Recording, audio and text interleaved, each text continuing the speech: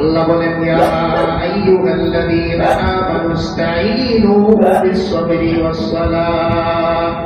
আল্লাহ বলেন ও ঈমানদারেরা, দুনিয়ার কোথাও যদি তুমি বিপদে পড়ে যাও, কেউ যদি তোমার ক্ষতি করতে চায়, তাহলে দুই ভাবে তুমি সাহায্য চাও। ইস্তাঈনু বিস-সাবরি, এক নাম্বার হচ্ছে ধৈর্য ধরো। মানুষ তোমার ক্ষতি করতে পারবে না বান্দা যতক্ষণ পর্যন্ত আমি আল্লাহ তোমার ক্ষতি না করবো, তাই তুমি ধৈর্য ধরো। দুই নম্বরে বান্দা ওয়াস-সালাহ, নামাজ তুমি পড়ো, নামাজের মধ্যে আমি আল্লাহর কাছে তুমি যাও, নামাজ শেষ করে আমি আল্লাহর কাছে তুমি যাও। এই দুই সিস্টেমে যদি তুমি আমার কাছে যাও, বান্দা জেনে রেখো ইন্নাল্লাহা মা'আস-সাবিরিন, নিশ্চয়ই আমি আল্লাহ ধৈর্যশীলদের সঙ্গে আছি। আল্লাহ বলতেছেন বান্দা আমার এত দূরে খোঁজা লাগবে না, একটা আরজি করার জন্য অনেক দূর হেঁটে যেতে হয়, কিন্তু আল্লাহ তাআলা বলতেছেন বান্দা তুমি যদি ধৈর্য ধরতে পারো, নামাজ তুমি পড়তে পারো, জেনে রেখো বান্দা আমি খুব দূরে নয়, আমি তোমার সঙ্গেই আছি। বান্দা একটু খেয়াল করো, ইন্নাল্লাহা মা'আস-সাবিরিন, ধৈর্যশীলদের সঙ্গে আমি আল্লাহ আছি। আলাস্তু বিরাব্বিকুম, ও বান্দা আমি কি তোমাদের রব নই? সমস্ত মানুষদেরকে আল্লাহ একসঙ্গে করে প্রশ্ন করেছেন, আলাস্তু বিরাব্বিকুম, আমি কি তোমাদের রব নই? পৃথিবীর সমস্ত বান্দা, মুসলিম হোক অমুসলিম হোক, কাফের হোক খ্রিস্টান হোক ইহুদি হোক, সবাই একসঙ্গে জবাব দিয়েছে বালা, কেন নয়, অবশ্যই আপনি আমাদের রব। যেমন আতরের দোকানের মধ্যে গেলে আতরের ঘ্রাণ পাওয়া যায়, একটা সবজির দোকানে গেলে সবজির ঘ্রাণ পাওয়া যায়, সবজির দোকানে গেলে সবজির ঘ্রাণ পাওয়া যায়। ঠিক তেমনি আল্লাহর রাসূল সাল্লাল্লাহু আলাইহি ওয়াসাল্লাম বলেন, উম্মত যখন তুমি নামাজের মধ্যে দাঁড়াবে, তোমার আল্লাহর ঘ্রাণ তোমার নাকের মধ্যে চলে আসবে। কোথায়? আল্লাহ তাআলা সূরাতুল মুমিনুনের মধ্যে বলেন, ক্বাদ আফলাহাল মুমিনুন। আল্লাহ বলেন অবশ্যই অবশ্যই ওই সমস্ত মুমিনরা সফল। বললেন না কারা সফল, বললেন ওই সমস্ত মুমিনরা সফল। এবার কারা সফল একটা একটা করে আল্লাহ তাআলা গুণ বর্ণনা করে দিলেন। আল্লাযীনা হুম ফী সালাতিহিম খাশিউন। আল্লাহ বলেন কোন মুমিনগুলো জানো বান্দা, কোন মুমিনগুলো সফল? যেই সমস্ত মুমিন বান্দারা নামাজের মধ্যে আল্লাহর ভয় নিয়ে নামাজ পড়ে, ওই সমস্ত মুমিন দুনিয়ার দৃষ্টিতে নয় বরং আমি আল্লাহর কাছে সফল।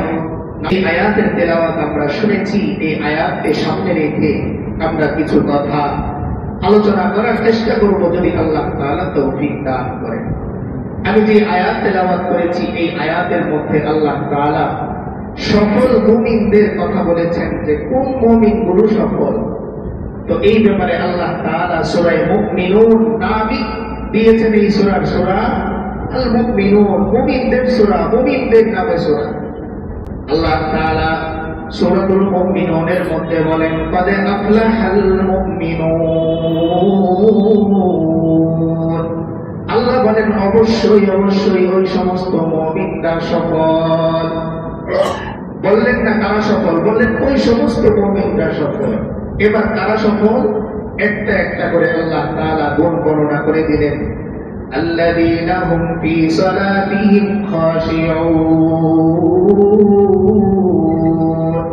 আল্লাহ বলেন কোন মুমিনগুলো জানো বান্দা, কোন মুমিনগুলো সফল?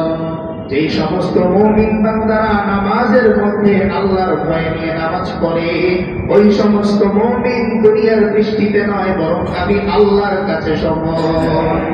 নামাজের মধ্যে কি থাকে? আল্লাহর ভয় থাকে। মানুষকে দেখানো নামাজ না, বরং এই নামাজ কার জন্যে? একমাত্র আল্লাহ তাআলার জন্য। এজন্য আমরা বারবার এই কথা বলি, বারবার এই কথা শুনি যে নামাজ হচ্ছে একজন মুমিনের তার রবের সাথে সাক্ষাৎ। সবচাইতে বেশি কাছে বান্দা আল্লাহর তখন চলে যায় যখন বান্দা নামাজের মধ্যে দাঁড়িয়ে যায়, সবচাইতে কাছে চলে যায়। রাসূল করিম সাল্লাল্লাহু আলাইহি ওয়াসাল্লাম এজন্য বলেন, ওয়াজুইলা কুররাতু আইনি ফিস-সালাহ, ও আমার উম্মতেরা, আমার চোখের শীতলতা আমার নামাজের মধ্যে। কারণ নামাজের মধ্যে দাঁড়ালে রবকে অনুভব করা যায়, নামাজের মধ্যে দাঁড়ালে সৃষ্টিকর্তাকে অনুভব করা যায়। যেই মালিক আমাকে সৃষ্টি করেছেন, যে আল্লাহ আমাকে সৃষ্টি করেছেন, ওই আল্লাহকে অনুভব করা যায় কোথায়? নামাজের মধ্যে। যেমন আতরের দোকানের মধ্যে গেলে আতরের ঘ্রাণ পাওয়া যায়, একটা সবজির দোকানে গেলে সবজির ঘ্রাণ পাওয়া যায়, সবজির দোকানে গেলে সবজির ঘ্রাণ পাওয়া যায়। ঠিক তেমনি আল্লাহ রাসূল সাল্লাল্লাহু আলাইহি ওয়াসাল্লাম বলেন, উম্মত, যখন তুমি নামাজের মধ্যে দাঁড়াবে, তোমার আল্লাহর ঘ্রাণ তোমার নাকের মধ্যে চলে আসবে। কোথায় চলে আসবে? নাকের মধ্যে আমি পাবো। তবে ওই নামাজটা হতে হবে আমার ওই রকম নামাজ, যেই রকম নামাজ সাহাবায়ে কেরাম করেছিলেন, যেই রকম নামাজ নবী করিম সাল্লাল্লাহু আলাইহি ওয়াসাল্লাম করেছেন। আমরা জানি এই কথা যে নবী করিম সাল্লাল্লাহু আলাইহি ওয়াসাল্লাম নামাজে দাঁড়িয়ে থাকতে থাকতে ওনার পা মুবারক ফুলে গেছে, কিন্তু এরপরেও তিনি নামাজ ছাড়েন। এক সাহাবী বলেন, একবার আমি নবী করিম সাল্লাল্লাহু আলাইহি ওয়াসাল্লামের পেছনে দিয়ে দাঁড়ালাম, তো তিনি সূরা বাকারা তিলাওয়াত করতেছিলেন। আমি ভাবলাম হয়তো তিনি এক পৃষ্ঠা করে রুকুতে যাবে। দেখলাম না, এক পৃষ্ঠা শেষ, 2 পৃষ্ঠা শেষ, 3 পৃষ্ঠা শেষ, 4 পৃষ্ঠা শেষ। এইভাবে অপেক্ষা করতে করতে সূরা বাকারা তিনি শেষ করে ফেললেন, কিন্তু রুকুর মধ্যে গেলেন।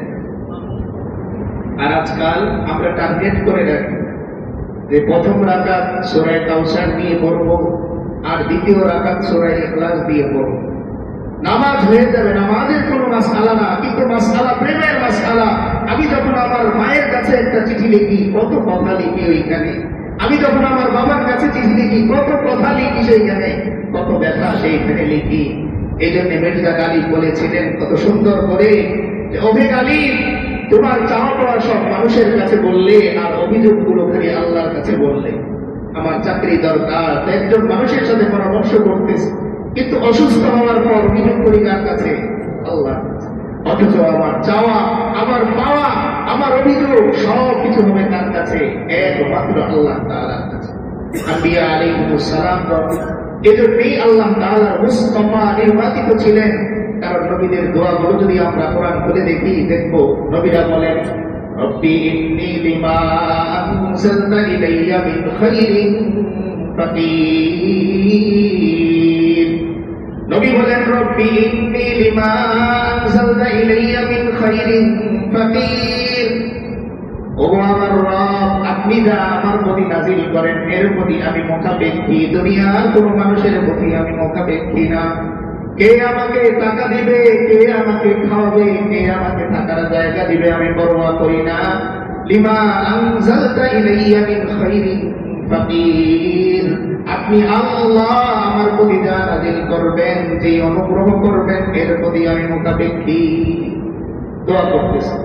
আবার অন্য জায়গায় বলেন, রব্বি আন্নী মাসসানিয়াদ দুররু ওয়া আনতা আরহামুর রাহিমিন। রব্বি ওয়া আমার রব, আন্নী মাসসানিয়াদ দুররু, কষ্ট আমাকে স্পর্শ করেছে, ওয়া আনতা আরহামুর রাহিমিন। আপনি আল্লাহ সবচেয়ে বেশি দয়ালু, আমি আপনার কাছে চাই আমার কষ্ট আপনি দূর করেন। আবার অন্য জায়গায় বলেন, রব্বি আন্নী মাসসানিয়াশ শাইতান বিনুসবিন ওয়া আযাব। এক নবী হযরত আইয়ুব আলাইহিস সালাম বলেন, ও আল্লাহ, শয়তান আমাকে বারবার ধোঁকা দিয়ে দিয়ে কষ্ট দিচ্ছে, মানসিক কষ্ট। সুতরাং আপনি আল্লাহ আমার জন্য শান্তির ফয়সালা করেন। দুনিয়ার কোন মানুষের সাথে পরামর্শ করেন না, বরং আল্লাহর কাছে তিনি নিজের মনের শান্তি চান। আবার নবী করিম সাল্লাল্লাহু আলাইহি ওয়াসাল্লাম যখন মদিনায় হিজরত করবেন, পাহাড়ের মধ্যে গুহার মধ্যে আশ্রয় নিলেন হযরত আবু বকর রাদিয়াল্লাহু তাআলা আনহুর সাথে। যখন দেখলেন হযরত আবু বকর রাদিয়াল্লাহু তাআলা আনহুকে ঘোড়ার খোলগুলো দেখা যাচ্ছে, তিনি বললেন, ইয়া রাসূলুল্লাহ, আমরা তো ধরা খেয়ে যাবো, এই যে পা দেখা যাচ্ছে, ঘোড়ার খোল দেখা যাচ্ছে। তখন নবী করিম সাল্লাল্লাহু আলাইহি ওয়াসাল্লাম কি বললেন? লা তাহজান ইন্নাল্লাহা মা'ানা। ও আবু বকর, তুমি কি জানো না, তুমি কেন ভয় পাচ্ছ? নিশ্চয়ই আল্লাহ আমাদের সঙ্গে আছেন। আর আল্লাহ যদি আমাদের সঙ্গে থাকে, পুরো পৃথিবীর কোন মানুষ আমাদের কোনো ক্ষতি করবে না। এজন্য আল্লাহ তাআলা কোরআনে কারীমের মধ্যে বলেন, ওয়া ইয়ামসাসকাল্লাহু বিদুররিন ফালা কাশিফা লাহু ইল্লা হু আল্লাহ যদি তোমার ব্যাপারে কোনো অনিষ্টের ইচ্ছা করেন, দুনিয়ার কোনো মানুষের ক্ষমতা নাই ওই অনিষ্ট দূর করার। আর ওয়াই ইউরিদকা বিখাইরিন ফালা রাদ্দা লিফাদলি, আর আল্লাহ যদি তোমার ব্যাপারে কোনো কল্যাণ চান, বান্দা সাবধান, ভয় নাই, দুনিয়ার কেউ তোমার ওই কল্যাণ দূর করতে পারবে না। এজন্য সমাজের অনেক মানুষকে নিয়ে অনেকে হিংসা করার পরেও আল্লাহ তাআলা তার খালি উন্নতি দেন, টাকা বাড়াচ্ছেন, বাড়ি বাড়াচ্ছেন, গাড়ি বাড়াচ্ছেন। দুনিয়ার কোন মানুষ হিংসা করে কি করতে পারে না, তাকে নামাতে পারে না। এই জন্য আল্লাহ তাআলা বললেন যে সফল মুমিন যদি কেউ হতে চায় তাহলে তার কি করতে হবে, নামাজের মধ্যে আল্লাহর ভয় নিয়ে নামাজ পড়তে হবে। ভয় থেকেই প্রেম তৈরি হয়, ভয় থেকেই প্রেম তৈরি হয়, আবার প্রেম থেকেও ভয় তৈরি হয়। প্রেম আর ভয় এই দুইটা জিনিস একটা আরেকটার সাথে সম্পৃক্ত। যেই প্রেম, যেই ভালোবাসায় ভয় নাই, এই ভালোবাসা টিকে না। আবার যেই জায়গায় ভয় নাই, ওইখানেও ভালোবাসা টিকে না। এই জন্য বান্দা প্রথমে আল্লাহকে ভয় করে শুরু করবে। সূরাতুল ফাতিহার মধ্যে আমরা আগেও আলোচনা করেছিলাম যে বান্দা মাত্র ৩-৪টা আয়াত করার পরেই আল্লাহর সাথে বান্দার প্রেম হয়ে যায়। বান্দা নামাজে যখন দাঁড়িয়ে বলে আলহামদুলিল্লাহি রাব্বিল আলামিন, সমস্ত প্রশংসা ওই আল্লাহর, যিনি জগৎ সমূহের প্রতিপালক। আল্লাহ কেমন যেন জিজ্ঞেস করেন, ওরে বান্দা, জগৎ সমূহের প্রতিপালক তিনি কে, তার পরিচয় কি? বান্দা বলে আর রহমান, তিনি হচ্ছেন দয়ালু। আল্লাহ বলেন বান্দা দয়ালু কোন রব? বান্দা আবার বলে আর রহিম, যিনি অতিশয় দয়ালু। এবার আল্লাহ বলেন তিনি কে? বান্দা বলে মালিক ইয়াউমিদ্দিন, যিনি শুধু এই দুনিয়ার মালিক নয় বরং তিনি আখিরাতের দিনেরও মালিক। এই প্রশংসা করার পর আল্লাহ বলেন যাও বান্দা, আমার প্রশংসা যেহেতু তুমি করলে, এখন দূরে দূরে কথা হবে না, এখন সামনাসামনি কথা হবে। আল্লাহ বলেন বান্দা তুমি বলো ইয়্যাকা না'বুদু ওয়া ইয়্যাকা নাস্তাঈন, ও আল্লাহ আমি আপনার ইবাদত করি। এতক্ষণ পর্যন্ত কথা ছিল প্রশংসা আল্লাহর, যিনি জগৎ সমূহের প্রতিপালক। আল্লাহ বলেন বান্দা যেহেতু প্রশংসা করেই ফেলেছ, প্রেম যেহেতু করেই ফেলেছ, যাও বলো ইয়্যাকা না'বুদু, ও আল্লাহ আমি আপনারই ইবাদত করি।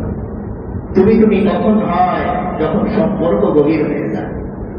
এই জন্যে নামাজের মধ্যে যদি আমরা খুশু নিয়ে আর খুদু নিয়ে, বিনয় নিয়ে আমরা যদি নামাজ পড়তে পারি, তাহলে আমরা সফল মুমিন। টাকা মানুষকে সফলতা দিতে পারে না, গাড়ি মানুষকে সফলতা দিতে পারে না, সফলতা দিতে পারে নামাজ। রাসূল করিম সাল্লাল্লাহু আলাইহি ওয়াসাল্লাম এই নামাজটা বিশেষ হাদিয়া হিসেবে পেয়েছেন। তাই এই নামাজের মধ্যে এমন কিছু আছে যা পৃথিবীর অন্য কোনো জায়গায় নেই। এই জন্য কোরআনে কারীমের আরেক জায়গায় আল্লাহ বলেন যে বান্দা তুমি যদি কখনো বিপদে পড়ো, তাহলে দুইটা সিস্টেম অবলম্বন করে আমার কাছে চাও। আমি গ্যারান্টি দিচ্ছি এই দুই সিস্টেমে তুমি যদি আমার কাছে চাও, অবশ্যই আমি তোমাকে দিই। আল্লাহ বলেন ইয়া আইয়ুহাল্লাযীনা আমানুস্তাঈনু বিস-সাবরি ওয়াস-সালাহ। আল্লাহ বলেন ও ঈমানদারেরা, দুনিয়ার কোথাও যদি তুমি বিপদে পড়ে যাও, কেউ যদি তোমার ক্ষতি করতে চায়, তাহলে দুই ভাবে তুমি সাহায্য চাও। ইস্তাঈনু বিস-সাবরি, এক নাম্বার হচ্ছে ধৈর্য ধরো। মানুষ তোমার ক্ষতি করতে পারবে না বান্দা যতক্ষণ পর্যন্ত আমি আল্লাহ তোমার ক্ষতি না করবো, তাই তুমি ধৈর্য ধরো। দুই নম্বরে বান্দা ওয়াস-সালাহ, নামাজ তুমি পড়ো, নামাজের মধ্যে আমি আল্লাহর কাছে তুমি যাও, নামাজ শেষ করে আমি আল্লাহর কাছে তুমি যাও।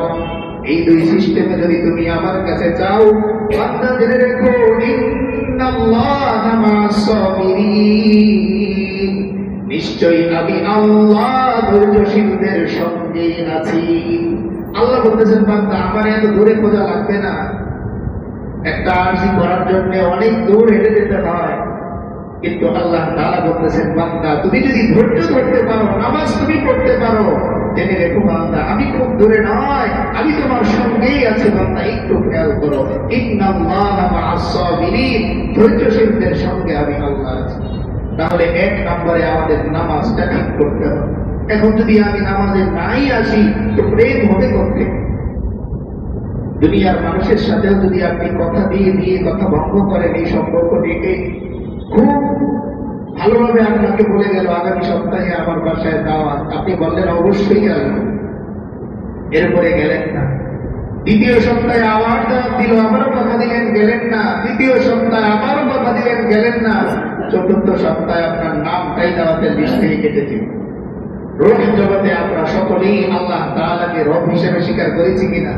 আল্লাহ জিজ্ঞেস করেছিলেন, আলাস্তু বিরাব্বিকুম, ও বান্দা আমি কি তোমাদের রব নই? সমস্ত মানুষদেরকে আল্লাহ একসঙ্গে করে প্রশ্ন করেছেন, আলাস্তু বিরাব্বিকুম, আমি কি তোমাদের রব নই? পৃথিবীর সমস্ত বান্দা, মুসলিম হোক, অমুসলিম হোক, কাফের হোক, খ্রিস্টান হোক, ইহুদি হোক, সবাই একসঙ্গে জবাব দিয়েছে, বালা, কেন নয়, অবশ্যই আপনি আমাদের রব।